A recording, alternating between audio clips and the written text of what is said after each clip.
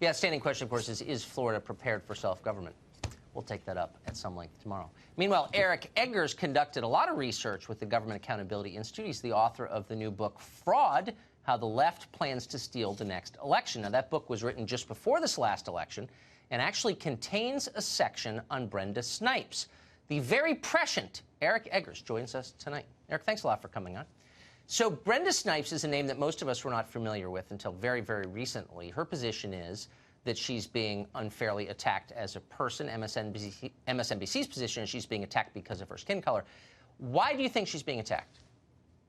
Well, I think she's not very good at her job, Tucker. And I heard the quote earlier that this is the first time she's been under attack. That would seem to be another thing that Ms. Snipes is not very good at counting, because unfortunately her track record is littered with missteps and violations of the law. I mean, in 2018, this election, we know that illegal ballots will count in the governor's race and in the Senate race because they were incapable of cleanly separating illegal ballots from legal ballots once they've been opened from their envelopes. So we know that's going to happen.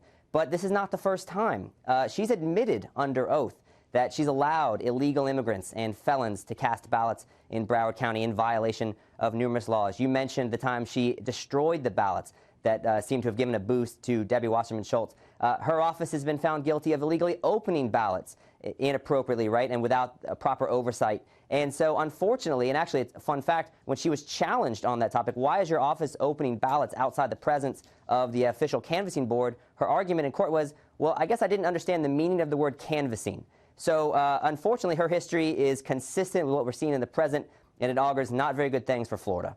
So why wouldn't this be a concern of the Justice Department? I mean, this is a federal election. We have a Voting Rights Act. If she's breaking the law in admitting it, why wouldn't the feds swoop in? Well, you know, that's a great question.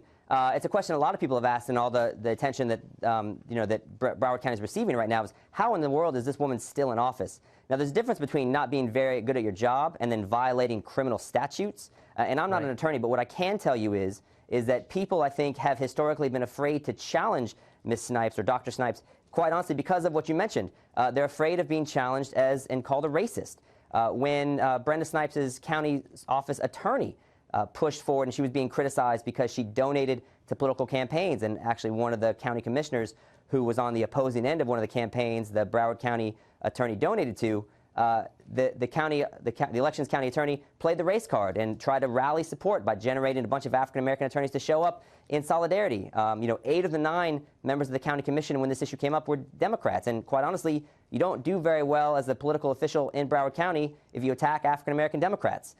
Even though Rick Scott's a Republican, he obviously had statewide aspirations. How well do you think you do statewide in Florida if you're perceived as a racist?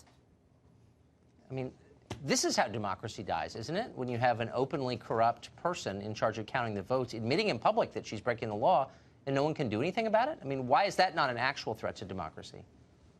Yeah, and I think the larger threat, Tucker, to be honest, is she's demonstrated that she's not very good at counting votes.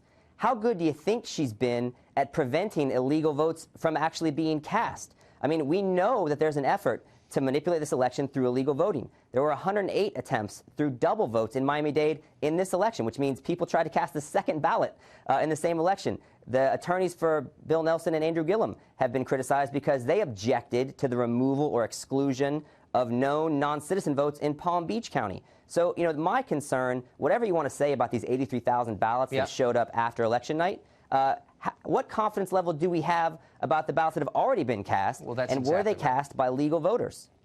That's exactly right. If you care about democracy, and everyone claims to, these are real questions. Eric, thank you very much for that. My pleasure, Tucker. For your book.